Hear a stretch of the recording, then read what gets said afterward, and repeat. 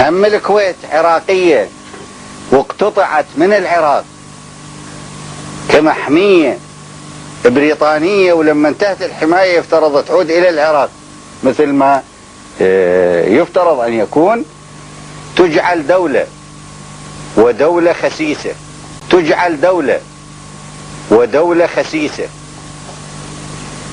ثم يسلط عليها الذين كانوا متسلطين عليها، ثم يتحولوا إلى وكر للخيانة والتآمر على الأمة العربية وعلى القضية الفلسطينية وعلى كل شريف وكل شمعة مضيئة في العالم العربي.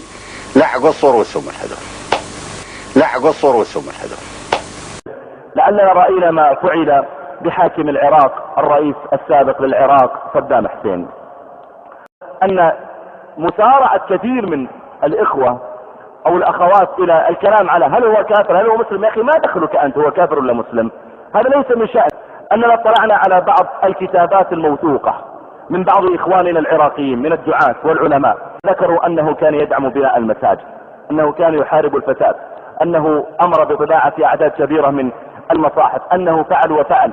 ونسأل الله أن يرحم صدام ويرحم، ونسأل الله أن يرحم صدام ويرحم، ونسأل الله أن يرحم صدام ويرحم.